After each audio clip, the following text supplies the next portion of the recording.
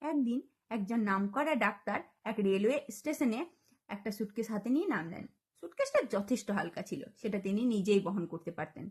তা সত্ত্বেও ডাক্তারবাবু কুলি, এই কুলি, এই বলে ডাকাডাকি শুরু করলেন। তো তার সামনে একজন মধ্যবয়স্ক লোক এসে হাজির হলেন। তার পরনে ছিল সাদা ধুতি এবং গায়ে ছিল শাল, কারণ তখন ছিল শীতকাল। তিনি ডাক্তারবাবুর কাছে ব্যাগটি নিয়ে বললেন, বলুন কোথায় পৌঁছে দিতে হবে।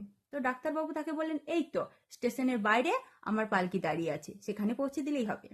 তো তিনি যথারীতি সেখানে তার ব্যাগটা পৌঁছে দেন এবং ডাক্তারবাবু তাকে পারিশ্রমিক হিসাবে কিছু টাকা দিতে গেলে তিনি টাকাটি নিতে রাজি হন না এবং বলেন, আমি কুলি নই, আমি আপনাকে সাহায্য করলাম। তখন ডাক্তারবাবু তার পরিচয় জানতে চান। তখন তার উত্তরে তিনি বলেন, আমার নাম ঈশ্বরচন্দ্র, মানুষ আমাকে ভালোবেসে বিদ্যাসাগর বলে ডাকে। তখন ডাক্তারবাবু হতভম্বিত হয়ে তার পায়ের নিচে হাঁটু গেড়ে বসে তার কাছে ক্ষমা প্রার্থনা করলেন এবং বললেন, আপনি এত বড় মানুষ হয়ে কুলির কাজ করলেন। এবং ডাক্তারবাবু আরও বললেন যে আপনার পোশাক আশাক দেখে আপনাকে মনে হচ্ছে না যে আপনি স্বয়ং ঈশ্বরচন্দ্র বিদ্যাসাগর, আপনি এত সাধারণ বেশে আছেন।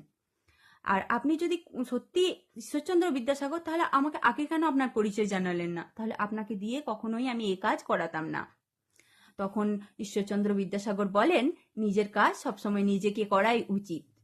এবং ডাক্তারবাবু তখন থেকে তার কাছে প্রতিজ্ঞা করেন, এখন থেকে আমি আমার নিজের কাজ সবসময় নিজেই করব। এবং ডাক্তারবাবু তখন থেকে নিজের কাজ নিজেই করেন। তো এর থেকে আমরা কি শিক্ষা পেলাম? আপনি যত বড়ই মানুষ হন না কেন, আপনাকে সবসময় নিজের কাজ নিজে করা উচিত এবং অন্যকে সাহায্য করার জন্য প্রস্তুত থাকা উচিত।